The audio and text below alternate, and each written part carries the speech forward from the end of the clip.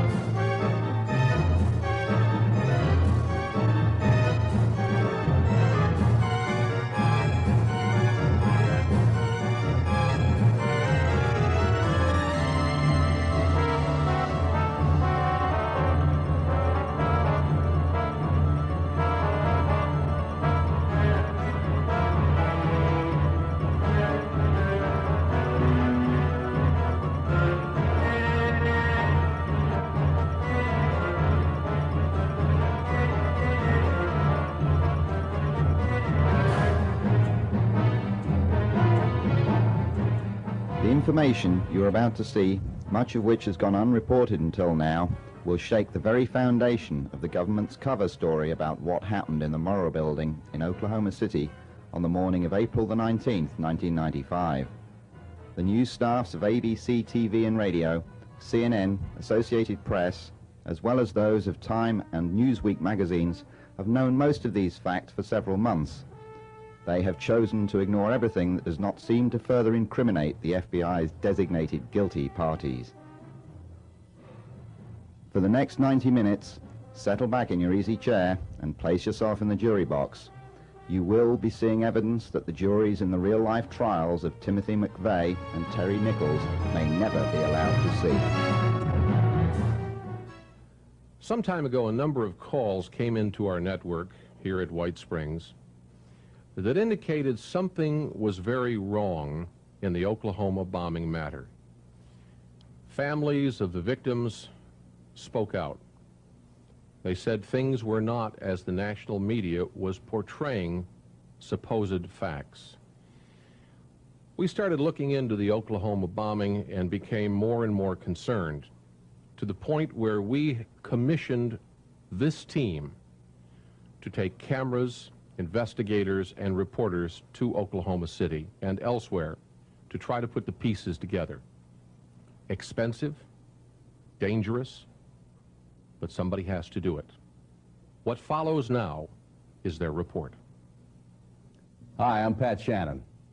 Over the past 5 months, I have had 5 separate trips back to Oklahoma City to investigate those mysterious bombings. As you can imagine, it must have been a horrible and a terrifying scene that morning. Men and women went to work just as they'd always done and suddenly died. Trusting parents took their children to a daycare center on the 2nd floor, which just happened to be positioned to where it took the brunt of the 7 floors of concrete above it falling. And 19 children were crushed to death that morning.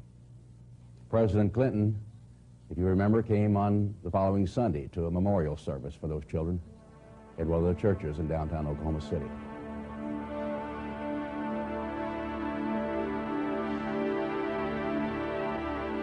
In our private investigative circles, we refer to the bombings, plural, because while indeed there may have been an explosion in a Ryder rental truck outside on the street that morning, there also were multiple explosions inside the building. Now, why the federal investigators and the establishment media refuse to acknowledge these facts, we cannot say. Why the BATF refused to answer any questions? For 35 days, they were challenged on no one being in their offices that morning. They were finally forced to yield to pressure when a mother who had lost 2 of her babies in the nursery that day came forward on national television to challenge them, at which time a District Director Les Martz from Dallas said that indeed there were 5 agents in the building. In fact, one of them, their local director, Alex McCauley, was riding on an elevator at the 8th floor with the DEA agent, and at the moment of the explosion, they fell to the 3rd floor. But Les Martz lied. Our later investigation proved this. Did Timothy McVeigh and Terry Nichols really pull off the greatest mass murder in American history? Would a 26-year-old Timothy McVeigh, with just a few years in the military, have the experience and the knowledge to be able to do this? And if so, would he be stupid enough to drive up the highway at 85 miles an hour with no tags on his car? And if he were stopped by the highway patrolman, Charlie Hanger, as he was, would he hesitate to kill one more after murdering 169 people? Why would the President of the United States and his Attorney General make accusations of people and groups around the country, accusations that they knew not to be true? Why did the governor of Oklahoma, Governor Frank Keating, attempt to thwart a member of his own party, Representative Charles Key, who simply wanted and asked for an independent investigation outside of the auspices of the FBI? These are a few of the many, many questions we've been pursuing all summer and will pursue in the next 90 minutes or so. But when we finish, you may have more questions than answers. J.D. Cash is an investigative reporter whom I had the good fortune to meet on my second trip to Oklahoma, and who has worked very closely with me on this case. He is a lawyer who at age 40 retired from his business in Tulsa with enough means to pursue his long-suppressed desire to be a writer. When the explosions in Oklahoma City captured his attention, he immediately began to investigate the discrepancies in the accepted story, the single blast theory. Now, several of his articles about the contradiction of facts in this tragedy have been published locally, but he began to notice that when his editor submitted his articles to the Associated Press, they continually were being ignored. When he finally inquired in person with AP as to why they were not running his articles, he was told by the bureau chief in Oklahoma City that they had been asked by the FBI not to pursue the Middle East connection. But J.D. Cash is a tenacious reporter whose experience in the legal profession long ago taught him not to write anything that he cannot document. He has collected astounding facts that you are yet to hear from your television network news. The 1st of May, I started making some phone calls. There were some things that I was saying on the national news that didn't add up, and there were some questions. There were a lot of questions that the national news wasn't even asking. And so I started making some phone calls, and immediately ran into the Assistant Fire Marshal, Dick Miller. And Dick, I wanted to know where the ATF, DEA, and Secret Service was maintaining their magazines in the building. It was my understanding that they did have magazines in that building, and I wanted to know where they were located. In the conversation, he explained to me that he had never done an inspection of that building because that is a federal building and he's off limits there because of his role as being a city employee. But he did say that he had located, or the bomb squad had discovered at around 10:30 a.m. on the day of the bombing, a 2-foot by 2-foot by 2-foot box marked high explosives. The box was taken by the Oklahoma City bomb squad out to a remote area where it was detonated. His exact words were, "Mr. Cash, when they detonated that, it was definitely high explosives. No question about it." We have a number of witnesses that actually helped the BATF remove high explosives that were still undetonated from the Murrah building after a period of about 2 weeks. And I have since been able to interview a number of civilians who have told me in interviews on tape, on the record, that indeed they did help the ATF remove explosives and weapons such as a tow missile, such as hand grenades, cases of munitions marked explosives. These were removed from the remains of the ATF magazine, which was located on the southeast corner of the Murrah building. And interestingly, this room sits atop the coned-in area, what I call the coned-in area, which is the area where most of the victims were found. This is the pit area. But this room sat right up on top of it and was ruptured. J.D., how many people have you actually spoken with who heard multiple explosions that morning? I have talked to so many people who have heard multiple explosions that I have really lost count. We call them the Two Blast Club. Actually, it's no longer a point of dispute, especially when you're interviewing someone who has a military background. Those are the people who have, especially combat veterans who have been under fire.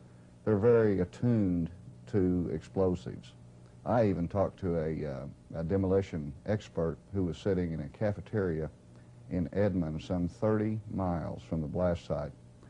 And it is his custom, when he hears a blast, to use his feet to count the subsequent blast, to check for them. And he says there was no question there were 2 blasts that day.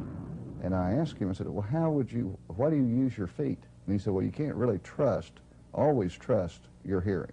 And he said, the reason why I'm alive today is when we set out multiple charges, we use our feet to make sure that all of the charges that we have set off have gone off before we go back and approach the area. So it's just automatic. Speaking of these explosive experts, did any of them comment to you on the impossibility of an ammonium nitrate diesel fuel bomb being capable of doing this kind of damage? To the last person. Every time I interview someone for my articles or for a subsequent book, always at the end of the interview or at some point in the interview, I ask them, what stands out in your mind after having been there that day or during the rescue effort? What's the most amazing thing that you saw? And 2 out of 3 times these people say the condition of the building, that they had never seen anything so torn to pieces. And anyone who has ever been through that building who is willing to be honest will always say, look at where the crater is, look at where that area, that coned-in area is. It doesn't make any sense. Obviously, there were other explosions in that building that day, and that is universal. Michael Hinton was born in Atlanta, but spent much of his early life in England. He works as a lobbyist at the Oklahoma Capitol building. In April, he lived in the YMCA building on Northeast 5th Street, and his daily routine was to catch the city bus that stopped across the street in front of the Murrah building at 8:50 a.m. On the morning of the blast, having just missed his usual bus by a minute, he made a fateful decision. Had he not made the right one, he undoubtedly would have been the 170th person to die in explosions. Mr. Hinton has definite convictions about the question of a second blast. I am active with Ross Perot's United We Stand America. I was a federal law enforcement officer for nearly 22 years. That included the military service. And I'm here actively in the Oklahoma City area where I'm continuing my duty and service to my country. April 19th, I just came out of the YMCA, run across the street on the Northwest 5th Street in Robinson area, about, I'd say 50 feet diagonal direction, to the federal building. And I was standing there on the corner that morning waiting for a Metro Transit bus, and I discovered, it was at 10 minutes till 9 at the time I was standing there, and I discovered I'd missed 2 buses. So at 8:55 or about 8:56 that morning of April 19th, 95, I run down to Northwest 5th and Broadway. Another bus was coming through the intersection, and I caught him just in time. This bus was running late. But I got on and went on to the transfer terminal where I was to catch another bus bound for the state capitol. Well, after I gotten off of the bus to transfer onto the bus that's headed for the state capitol, it hadn't even been hardly 2 minutes before I heard this very violent rumble under the bus. And it occurred 2 times where the bus rocked on its side twice. And I'd say this occurred about 6 to 7 seconds apart. At that time, none of us knew what was going on, and I commented to the bus driver, I said, "Mike, what was that all about?" And we thought maybe another bus coming in had crashed into us or lost its brakes or something, so, we were all just sitting there in, a state of shock, like, we'd never felt nothing like that. But the bus, something to raise a bus, that much, equipment that heavy. And it's interesting thing that the news reporters kept emphasizing on all of the local telechannels is that the Murrah building just had received a bomb threat 1 week prior to the actual bomb explosion that morning of April the 19th. You had witnessed this, had you not? Yes, I had witnessed. Now, what is interesting is that on a Wednesday, it's been about April 12th, 1 week exact, before the bombing actually occurred. It was in the afternoon, I would say 1 o'clock to 2 o'clock in the afternoon. There was a gathering of, I'd say, it was a 350 to 400 people standing around the federal building. I'm looking out my window at this, and I'm saying, like, well, what could be going on at the federal building? I said, well, maybe they had a fire drill, maybe there was some type of ceremony going on, but the more I looked and watched this, I watched these people about 30 minutes, and, you know, it didn't appear anything that was formal, you know, like I said, going on. People were standing there, engaged in conversations and what have you. So I started to go across the street and inquire, and I said, well, maybe it's just a fire alarm went off or something, so I paid no more attention to it.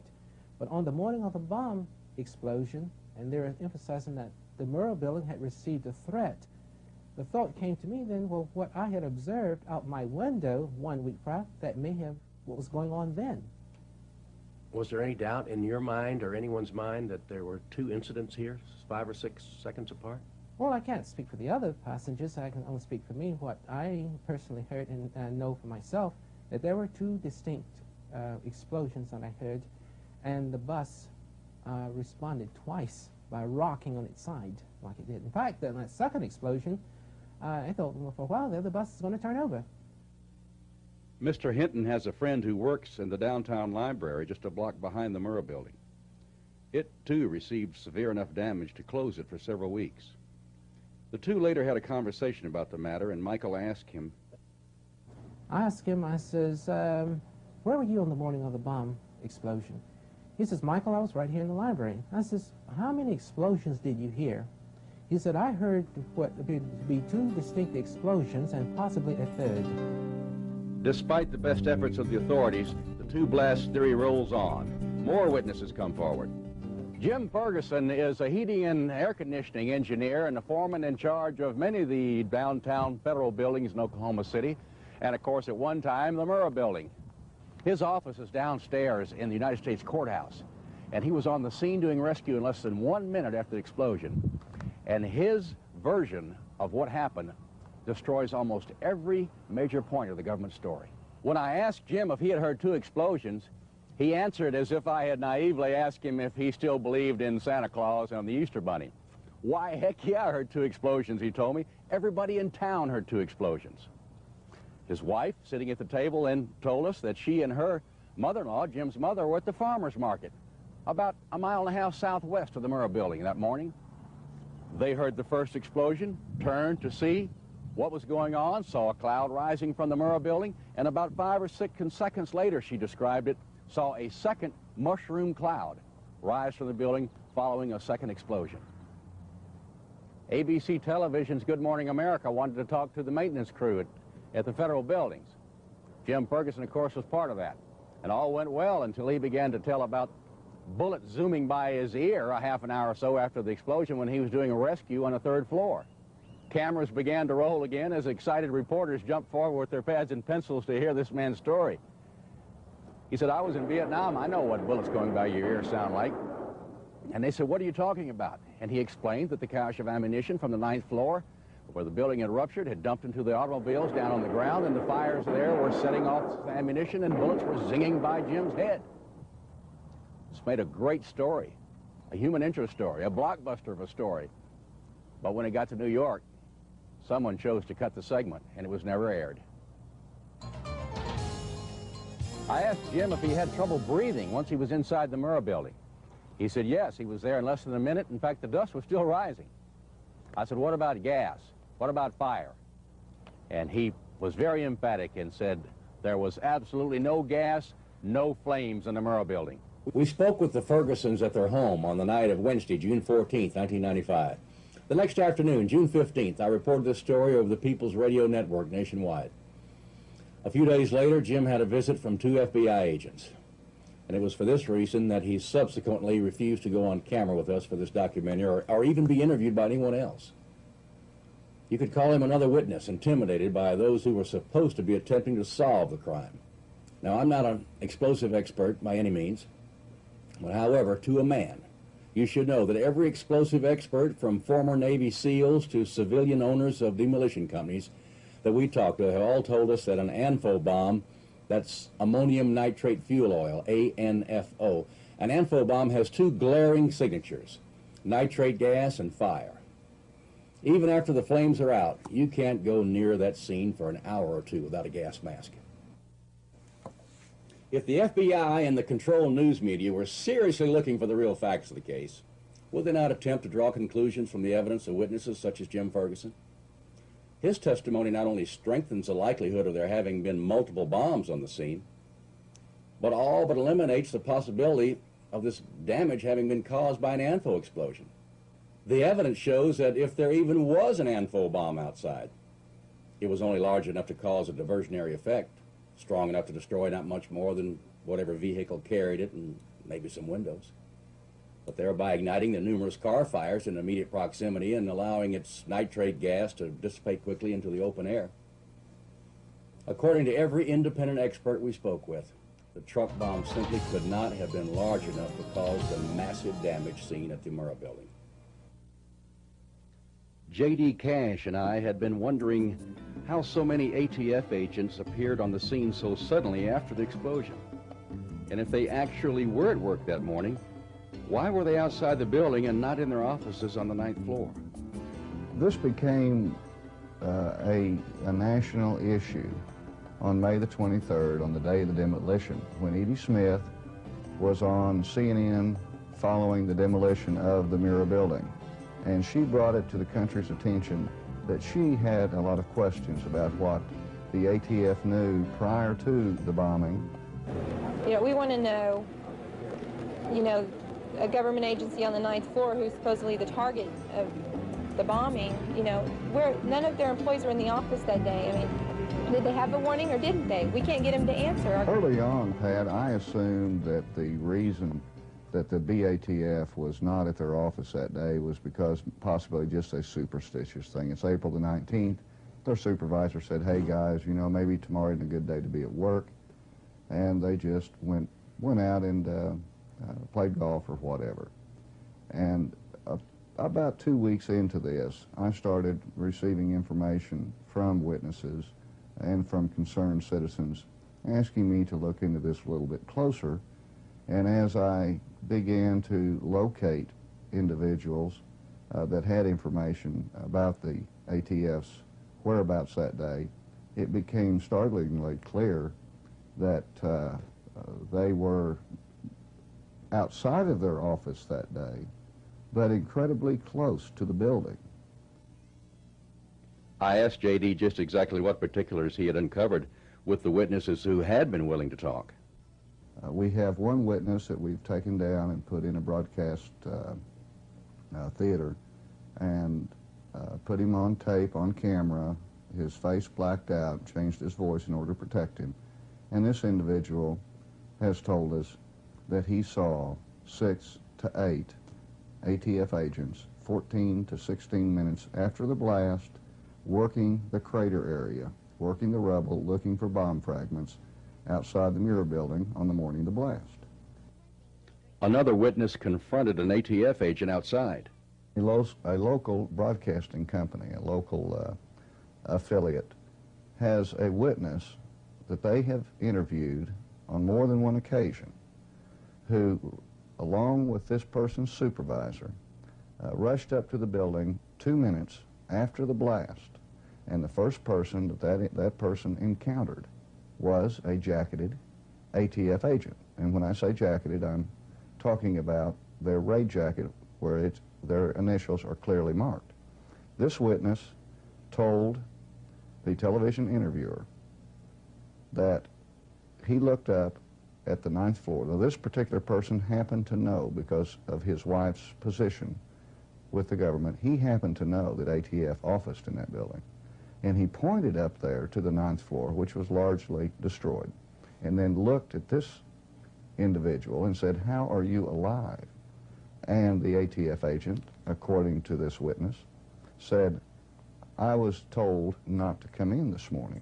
We've had a bomb threat. We talked about another witness who was parked on the street only 100 paces from the Ryder truck. He survived nicely. It's amazing. When he gets out of the truck and he walks up to the parking lot, the very first group of officers that he sees are ATF agents in their ray jackets. He was amazed. These stories keep coming back over and over and over again. Just exactly where were the agents that morning? We know for a fact that 3 were in Ponca City at an arson trial. 2 more were downtown Oklahoma City at the U.S. Courthouse at a similar arson trial. 1, Agent Luke Franey, was on the 9th floor of the Murrah building. Another, Alex McCauley, the agent in charge, claimed to have been on the elevator, claims to have fallen from the 8th floor to the 3rd floor. 5 others were unaccounted for. We wonder, 5 or 6 unaccounted for?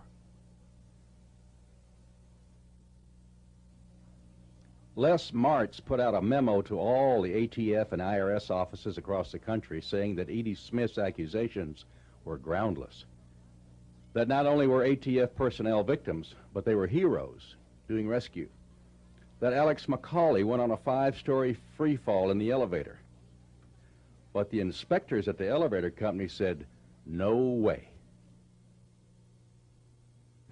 None of these elevators had any of the switches thrown which would be thrown if there had even been an increase in speed of 10%. That's one of the safety features of those elevators in the Murrah building. And I asked him, I said, well, what about a free fall? I asked this of 3 or 4 or 5 of these gentlemen. And each one has sort of laughs and says, elevators, the modern elevator doesn't free fall. It has a, unless you cut the cables. They have the way that they have a counterbalancing mechanism, which if the power goes off, the elevator would be more likely to rise than it would to do anything else. So the idea of an elevator free falling is ludicrous. There were no severed cables in the Murrah And there building. were no severed cables.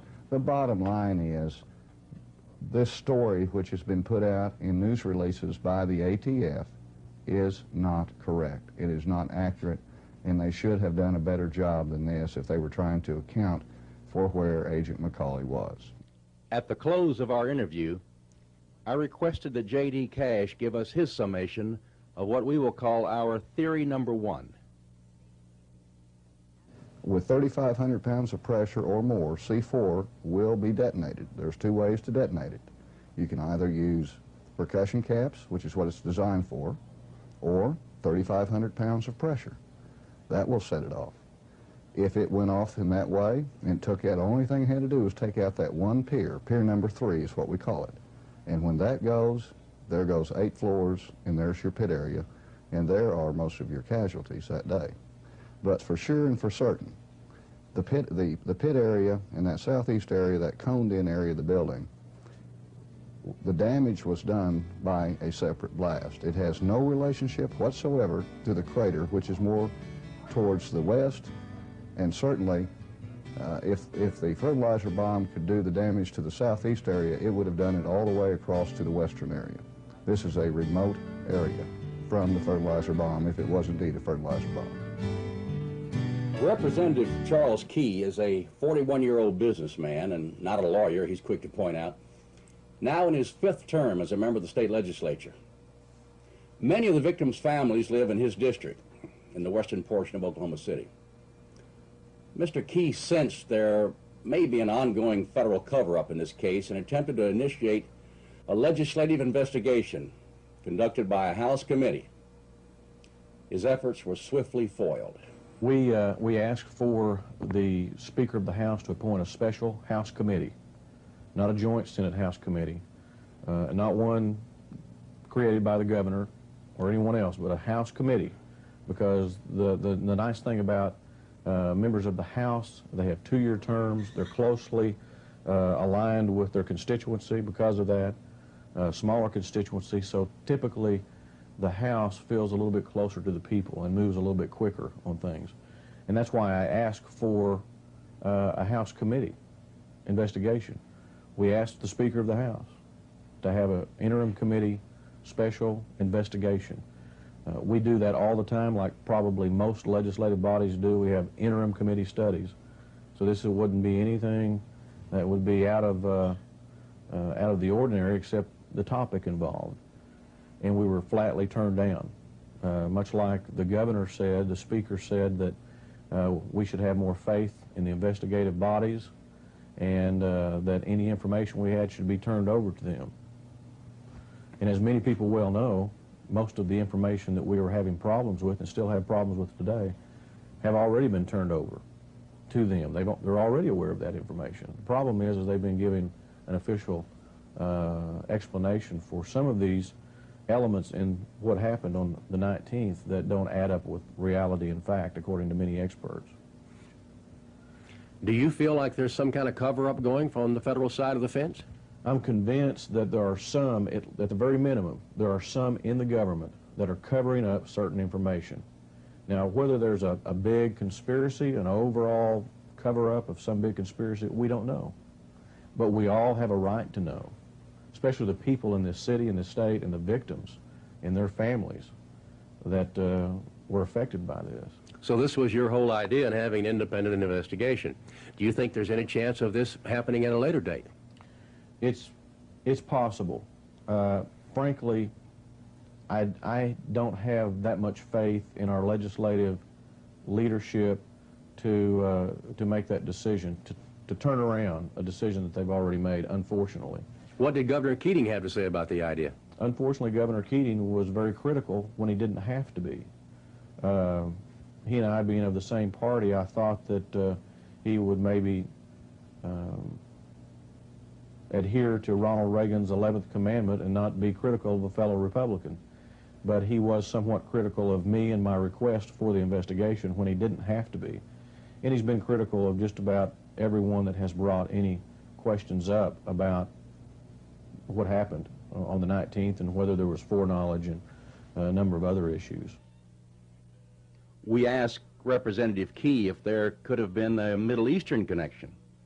We know that in the first few days after the bombing that there were Middle Eastern or Iraqi individuals that were believed to be involved and that were seen leaving the scene of the crime and that were pursued by the authorities. And one of those individuals was called John Doe number 2, and they even put a $2 million price tag on his head. Looked for him for a long time, and then a couple of months later, they decide that there was no John Doe number 2 at all. And we know that there is definitely a Middle Eastern connection in this crime. We have other people that have given eyewitness testimony, given 100% ID of individuals that were at the scene of the crime that were of Middle Eastern descent. So we know that there were people involved other than McVeigh that were of Middle Eastern connections. Have you any idea why the FBI would suddenly begin to ignore these people?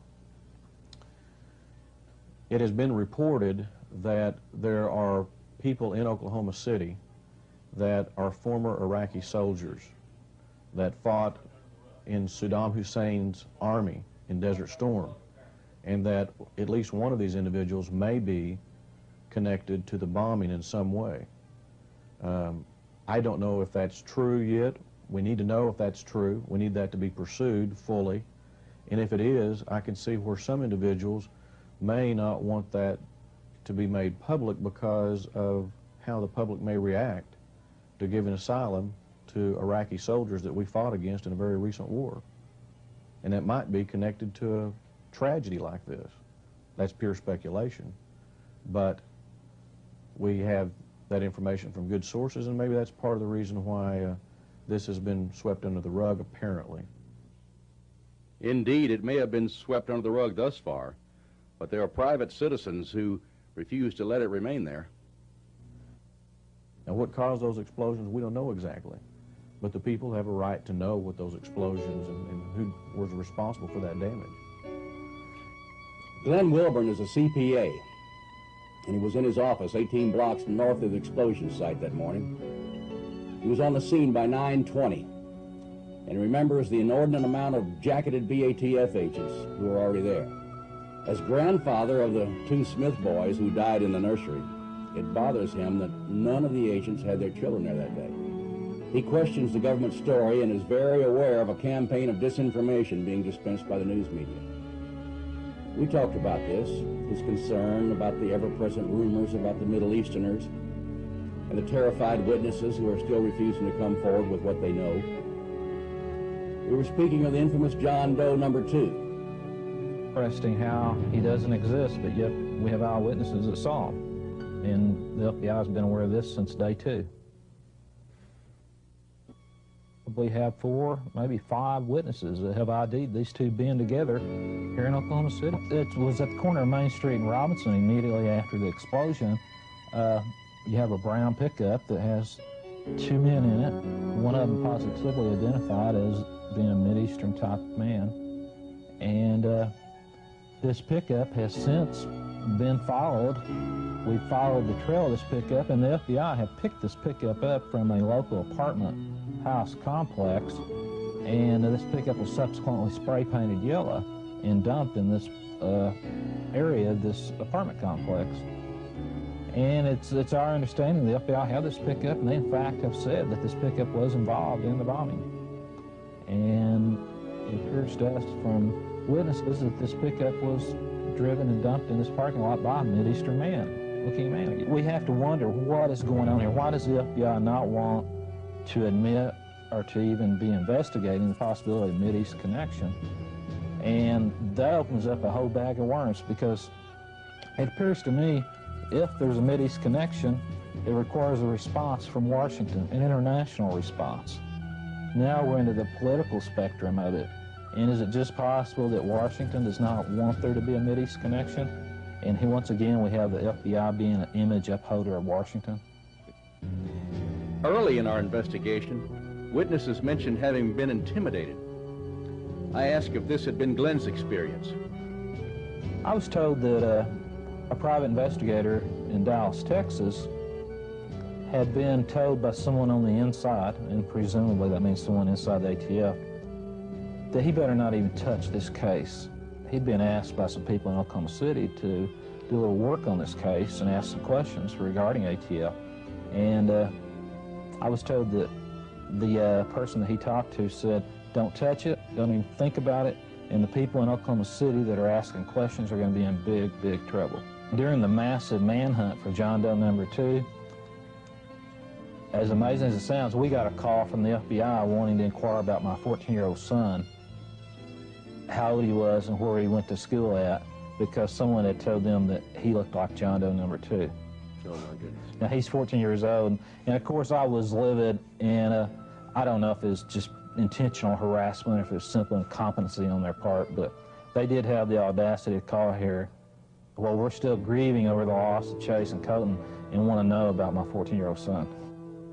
The day after Edie's story seemed to expose the ATF's absence, the family was paid a visit by IRS, ATF, and the United States Attorney. But Glenn had a question for them. In the short time they were here, I said, you know, now that we know the significance of April the 19th, we know that to the militia it is a very important day. There are significant things that have happened before on April 19th, and there was a significant thing happening that day on April the 19th in Arkansas. April 19th had a lot of symbolism, and I asked them, I said, you know, as professional law enforcement officers, and it's your job to just try to stay up with these things and know times when there's danger. I said, did it not occur to you there could be danger that day? That it just might be a bad day somewhere? And of course, both the ATF agents said absolutely not. But very interesting, after the meeting and 2 hours later at noon, I'm watching television on CNN, and of all things, I see Mr. Beerball from CNN interviewing John McGaugh, the head of ATF out of Washington, D.C. And it's kind of deja vu, because Beerball asked the exact same question to Mr. McGaugh that I had asked to the agents in my living room that morning. I was very concerned about that. We did some things here in headquarters and in all of our field offices throughout the country to try to be more observant. But it was primarily we didn't anticipate something like this. We were thinking about, demonstrations and things like that. He saw this only 2 hours after his morning meeting. What were his feelings? I'm assuming they lied to me. Somebody lied to me. Either McGaw lied on national TV or the two guys in my living room lied to me. Somebody was lying that morning. It appears to me.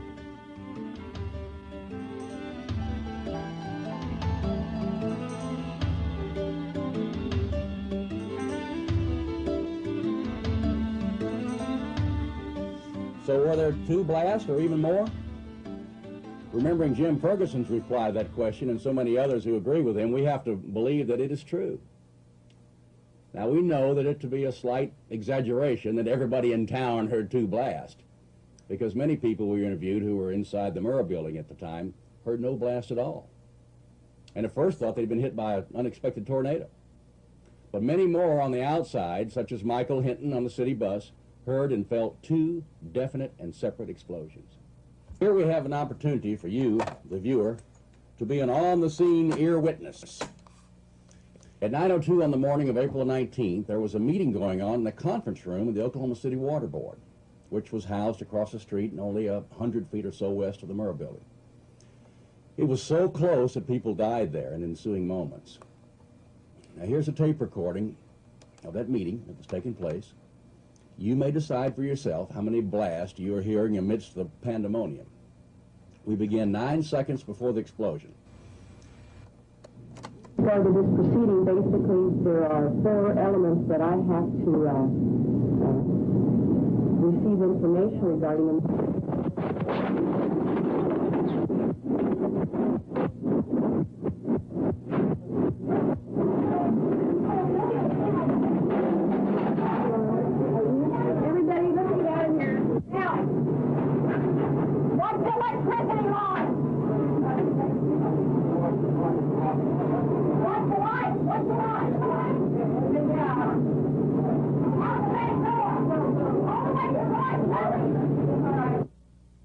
We postulate that the pop, which can be heard 4.2 seconds prior to the explosion, is a detonator which failed to function. Explosives normally have a backup detonator. We propose that this is what triggered this blast. Experts have stated that the ANFO blast should have lasted 5 seconds. The recorder had an auto gain control which was activated by the intensity of the sound of the blast. The top of the sound was cut out for almost 10 seconds. Only overlapping explosions could have caused the auto gain control to remain engaged for this length of time. There was at least one other tape recorder operating in the vicinity that morning. An attorney was drafting a letter to his dictating machine at the time. Now, although the lawyer's office was farther away from the scene than the water board building, and the fidelity of the recording is not as good, the same details are obvious. A pop precedes the explosion by precisely 4.2 seconds on this one, too. This data, of course, is insufficient to reach any firm conclusion. However, it would seem apparent that an event which preceded the truck bombing by 4.2 seconds was recorded at 2 separate locations in Oklahoma City. This, coupled with the information recorded by the seismograph machines in Norman, should have been cause for further investigation. Dr. Charles Mankin is the man in charge of the Oklahoma Geological Center at Norman, which is 16 miles south from downtown Oklahoma City. His credentials are impeccable. His knowledge of the celebrated seismogram from 9:02 a.m. on April 19th may be surpassed only by that of his colleagues, Drs. Ken Luza and Ray Brown, who also just happened to concur with Dr. Mankin. In layman's language, something happened in that event to cause 2 separate bleeps of some 5 seconds each to appear on the seismograph. So having that kind of information was puzzling as to why you'd have 2 separate events that gave virtually identical signals. Dr. Mankin explained that he and his colleagues believed this to be caused by subsurface structures creating a delay in the signal's travel time, thereby reflecting a mirrored event. However, he was quick to point out, so while that explains the rationale for the 2 different signals, we're still left with the issue of how do you explain the duration of each of those signals. The seismic evidence combined with the audio recordings points to a dual explosion larger than possible with a single ANFO bomb. This precludes the theory of McVeigh and Nichols acting alone, unless it can be proven that one or the other was inside the building that morning.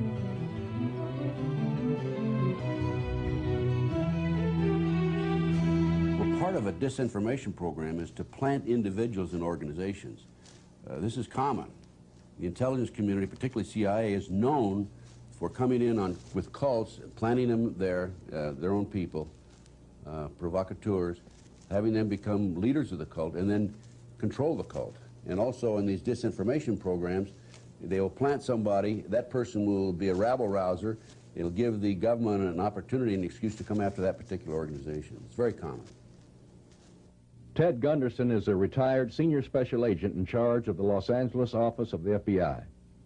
Today, he's a private investigator, and renowned trial attorney F. Lee Bailey once dubbed him as unsurpassed by any in the country. Supporting theory number one, we have presented 11 thought-provoking points. With the introduction of Ted Gunderson, we move to our theory number two. Similar to the position of so many others, Mr. Gunderson's lifetime of experience prevented him from believing the news stories about an ANFO bomb being solely responsible for this enormous destruction. Then there was a perplexing situation of John Doe 2 being seen by so many witnesses that a $2 million prize tag was placed on his head. In early June, the Justice Department removed this reward offer, with Janet Reno saying at a news conference, John Doe is no longer a suspect. John Doe 2 is a joke. I mean, the early news report said that John Doe 2 was seen with McVeigh in Michigan and in Kansas and in Arizona. And now the government comes up and says, oh, and also in Kansas he was seen renting the truck with him, right? Now the government's coming up, oh, it's just by coincidence that this particular person that they drew the artist's conception from happened to be in the rental shop at the same time, had nothing to do with McVeigh. This all doesn't make sense. And now the latest thing, as of this date, is that these are two guys, McVeigh and Nichols, out having a beer, decided they hate the government, went down there and blew up the federal building. That's a joke. Why are the national media ignoring this real information? It appears to be factual that you and General Parton and others are uncovering. They're ignoring you, and they are chasing this apparent folly. I don't think they're chasing anything. I think this is part of the disinformation program. I've penetrated. So it's by design. It's by design. Investigator Gunderson alleges that he has, with others, infiltrated several clandestine organizations whose modus operandi is to compromise political figures and thereby dictate their voting behavior, a technique that has now been expanded to include key figures in the national news media to further the organization's own agendas. It is clear from Pat Shannon's own research that the national news media are aware of the major differences between the evidence and the official version of events in Oklahoma City. However, they still choose to support the official story, a shabby commentary on the condition of the Fourth Estate. So as a result, these people, or some of these people, are running the news media. They're paying the bill, so to speak. So they're being, as far as I'm concerned, the major mainstream media is being manipulated, maneuvered by the businessmen. They don't dare come forward with this two detonations and these other theories. Ironically, according to Anthony Summers' new book about your former boss, J. Edgar Hoover, those are the tactics that he became infamous for using from about 1930 to 1970. Well, let me put it this way. I don't think we have time to go into J. Edgar Hoover. I will defend him as a great leader, and he put a great organization together. We had no corruption, virtually no corruption at all when he was head of the FBI. So I don't think we need to get off onto that subject, but I'll say this, that we didn't have the corruption in the... Ted believes that often the national media will pretend to be interested in things that they really are not. April the 26th, I learned that ABC Television and 4 other members of the media had been into the University of Oklahoma, obtained the information about the two detonations. Then about 2 weeks later, ABC TV came to town, called me from a motel, said they wanted to interview me and wanted my material. They couldn't meet with me right at that moment. They said they would talk to me later. And I said, well, in the meantime, I'll fax some material to you at the hotel room or the motel room. I did. I never heard from them again. So they never did the interview? They never did the interview, and I think that they were in town just to find out what I had, because this was early in the investigation. And I had been on a number of radio talk shows and so forth. Plus, I sent out, when this initially broke, I sent out a lot of information on my fax. In fact, I probably sent out over 200 faxes around the country. It was picked up and rerun. Also, it was on the internet. But it was, they didn't want to interview me. They didn't want this they only wanted this information to find out what I had, as far as I'm concerned. And ABC TV had this information earlier. They have never used it. The two detonations were mentioned, I understand, on one occasion on CNN, but they haven't been used since then. Ted, it appears that the only way people are able to get the truth from this whole fiasco is from the underground network, so to speak. It seems that even the people in the highest echelons of government are participating in some kind of cover-up. Do you agree with that? I agree 100%. We furnished our material to Senator Arlen Specter early in the investigation. I sent him a fax. Said, I'm former #2 man in the Philadelphia FBI. I was there when you were U.S. Attorney, and I met him in the past when he was there as a U.S. Attorney. And I said, I have some very important, critical information for you. Please contact me. I haven't heard from him yet. This is several months ago. So, also the FBI, we furnished this information to the FBI. About 10 days after I furnished it to the FBI, I received a phone call. The agent said, I received this fax.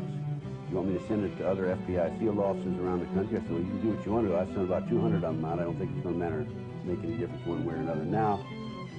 But in the end, the bottom line was he wanted to know where I lived and what my phone number was and so forth.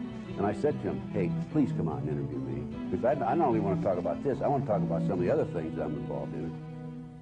The only responsible person, quote-unquote responsible, who has contacted me or done any follow-up that I've furnished this report to is Stephen Jones, McVeigh's attorney. A nice letter back from him. You will be contacted in the future and so on and so forth. And as a matter of fact, his investigators have already interviewed my associate and me. Nationally syndicated talk host Anthony Hilder compared the Oklahoma bombing to the Reichstag fire in Germany in 1933, which was committed by one political faction and successfully blamed on the opposition. Hilder was one of the first to interview Ted Gunderson after the Oklahoma City tragedy. Is this something that occurred as a result of talk show hosts like myself inspiring some crazies to get out there and take out a federal building, or is this not, in fact, something that was set up for the purpose of frightening the population of this nation into surrendering our rights for a new world order? I'll have to say, in all honesty, in all sincerity, there's no question in my mind, and this is my opinion, that an incident occurred or was established or happened that was planned, and the purpose of that was to enrage the American public and to make sure and force Congress to pass anti-terrorism legislation, which we do not need, but which at the same time would imperil our civil liberties and further erode our civil rights and help destroy what we believe in our Constitution. You know, they're encouraging and asking that new legislation be passed, anti-terrorist legislation. I have with me the guidelines of the current guidelines of the FBI in investigating terrorist acts. These guidelines are more than adequate to investigate what we have, any potential acts in the future. Will you say that right into the camera? Yeah, these guidelines here are more than adequate to investigate any terrorist group, domestic or foreign, that comes into the United States. There's no question about it. I've reviewed them. I haven't had an opportunity to review these in 15 years. I reviewed them just the other day. They just would work perfectly. There's no problem with it. There's no reason for any new legislation. For nearly 30 years, you were on one side of the fence, and then suddenly you're coming out on the other and actually accusing your former employers. Why are you doing this?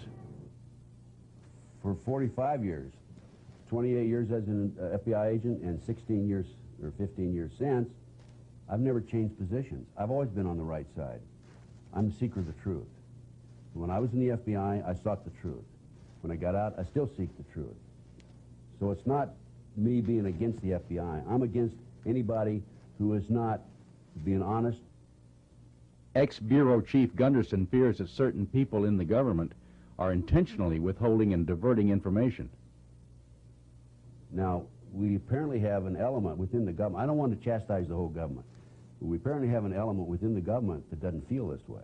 And they're putting out this disinformation. And I think it's a horrible situation. I think someone needs to really delve into it. There are some good people in the government, too, so I don't want to chastise all of them. You left the FBI at a relatively early age. I would presume you were probably in your 50s after nearly 30 years. Why did you retire so young? Were you under a cloud of any type, or was there some kind of corruption that you couldn't stomach within the FBI at the time? No, I've never been involved in any corruption, knew of no corruption when I was in the FBI. It was a great organization. I had a fantastic career. I'd get up in the morning and shave and I'd say, I can't believe they're paying me to go to work today, that sort of thing.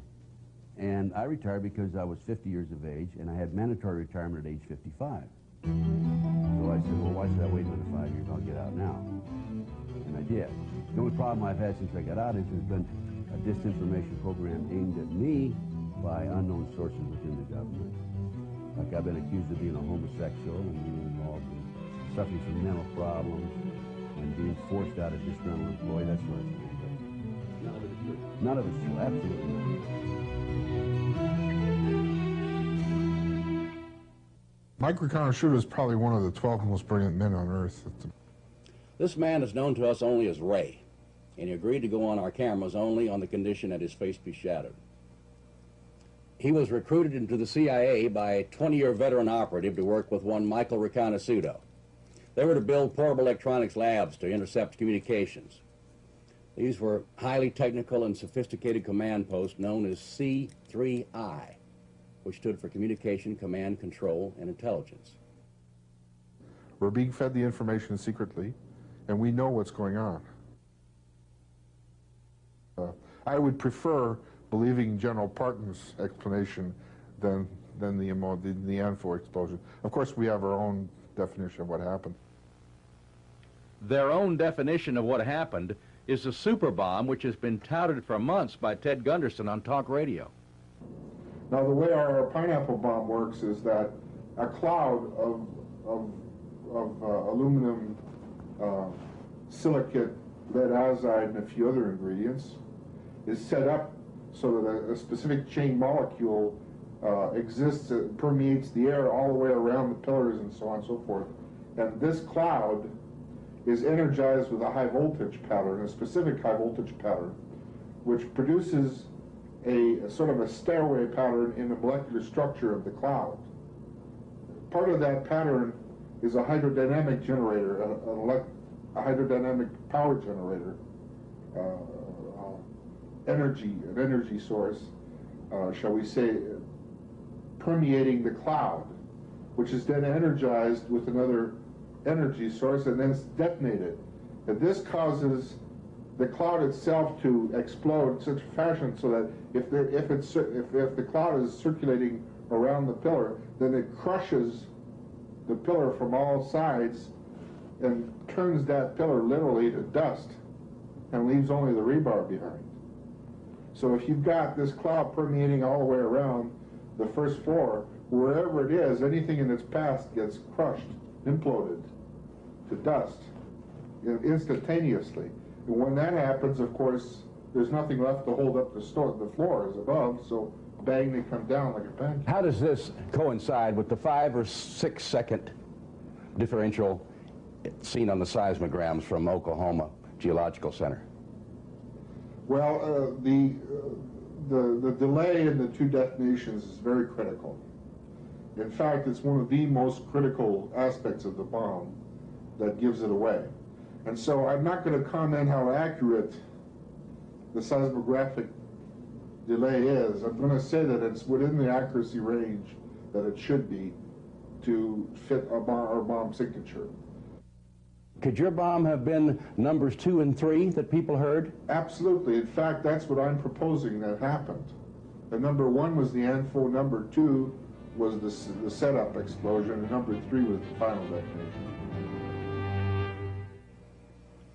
Michael Reconnoisseur. He's currently serving a 30-year sentence in the South Carolina Federal Penitentiary.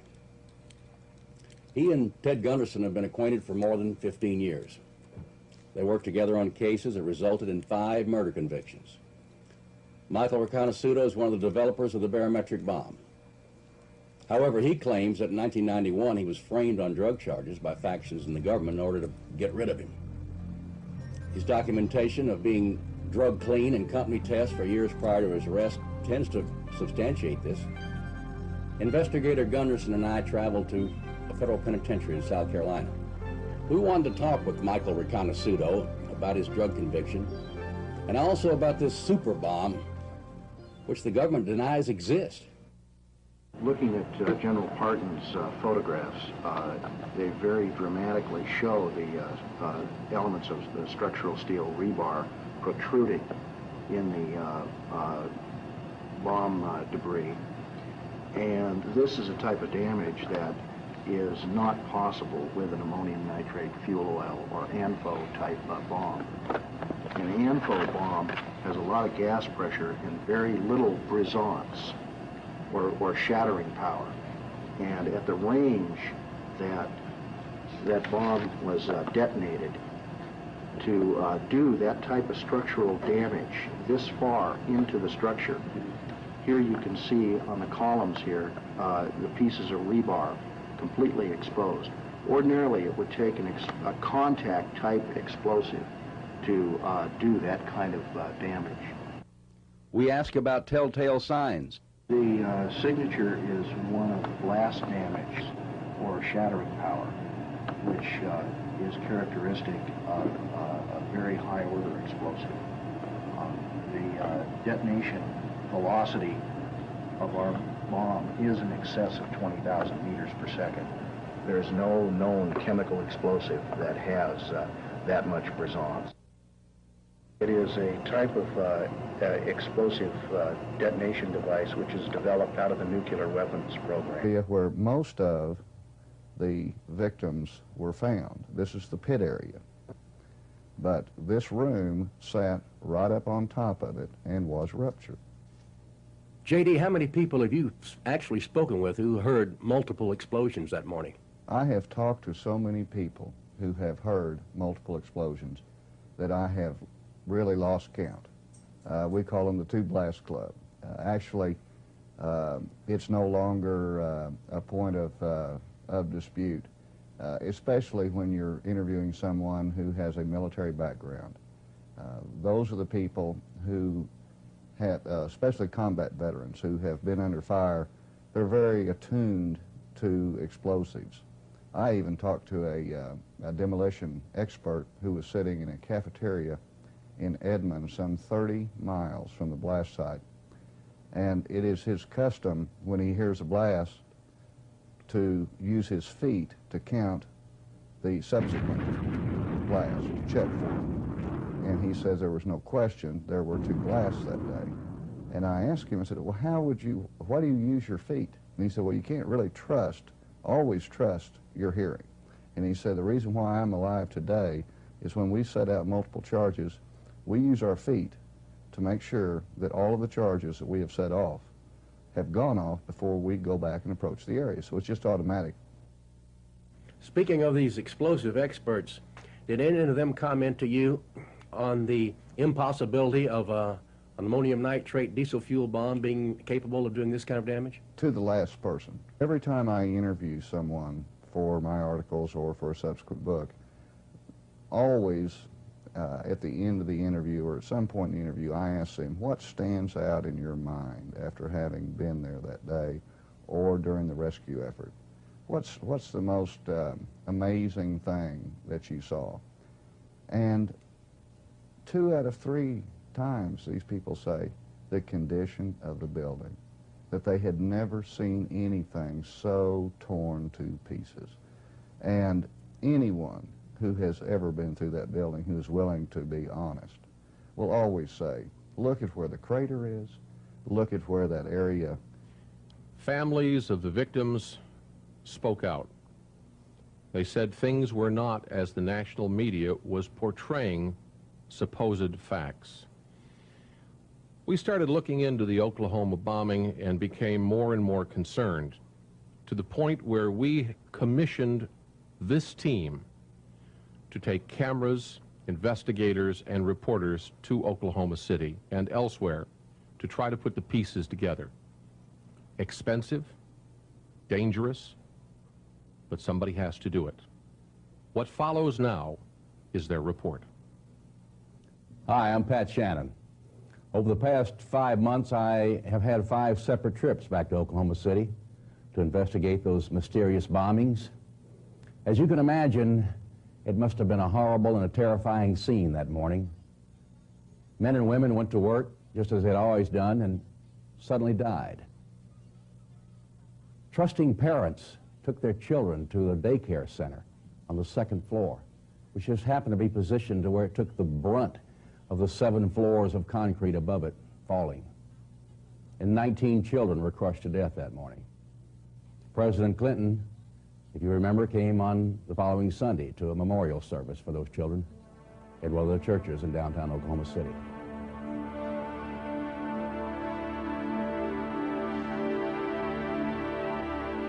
In our private investigative circles, we refer to the bombings, plural, because while indeed there may have been an explosion in a Ryder rental truck outside on the street that morning, there also were multiple explosions inside the building.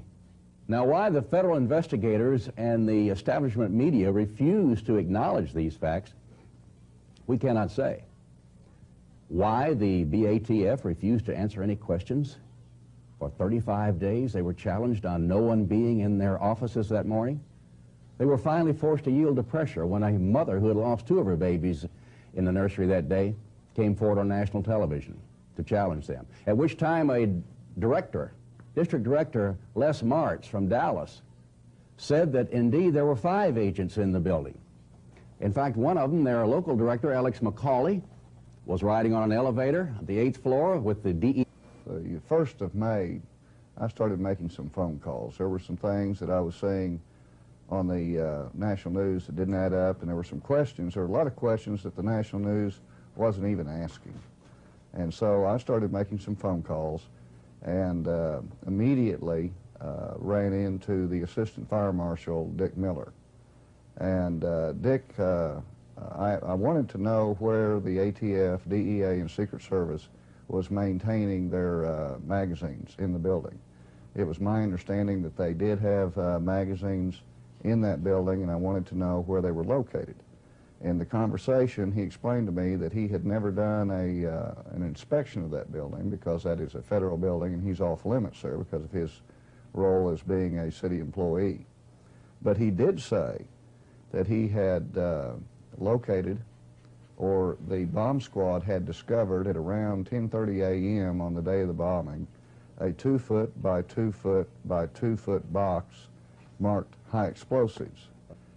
The box was taken by the Oklahoma City bomb squad out to a remote area where it was detonated. His exact words were, "Mr. Cash, when they detonated that, it was definitely high explosives. No question about it." We have a number of witnesses that actually helped the BATF remove high explosives that were still undetonated from the Murrah building after a period of about 2 weeks. And I have since been able to interview a number of civilians who have told me in interviews on tape, on the record, that indeed they did help the ATF remove explosives and weapons such as a tow missile, such as hand grenades, cases of munitions marked explosives. These were removed from the remains of the ATF magazine, which was located on the southeast corner of the Murrah building. And interestingly, this room sits atop the coned-in area, what I call the coned-in area, which is the area. This proceeding, basically, there are 4 elements that I have to receive information regarding.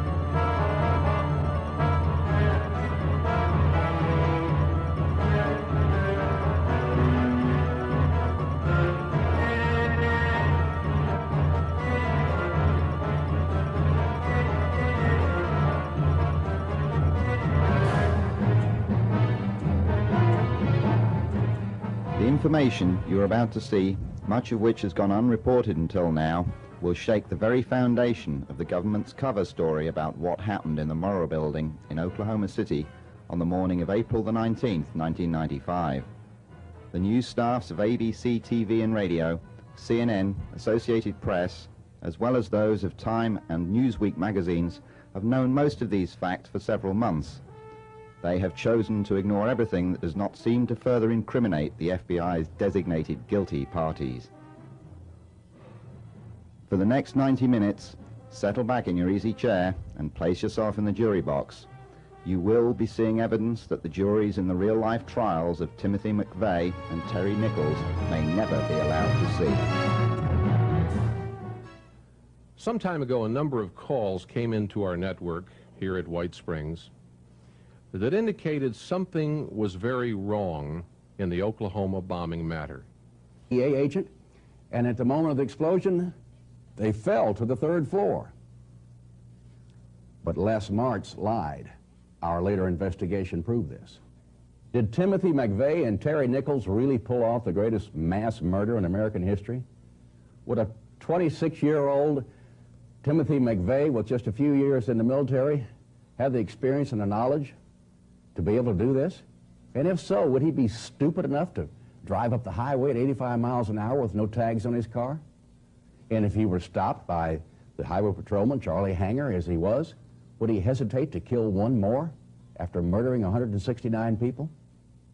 Why would the President of the United States and his Attorney General make accusations of people and groups around the country, accusations that they knew not to be true? Why did the governor of Oklahoma, Governor Frank Keating, attempt to thwart a member of his own party, Representative Charles Key, who simply wanted and asked for an independent investigation outside of the auspices of the FBI? These are a few of the many, many questions we've been pursuing all summer and will pursue in the next 90 minutes or so. But when we finish, you may have more questions than answers. J.D. Cash is an investigative reporter whom I had the good fortune to meet on my second trip to Oklahoma and who has worked very closely with me on this case. He is a lawyer who at age 40 retired from his business in Tulsa with enough means to pursue his long-suppressed desire to be a writer.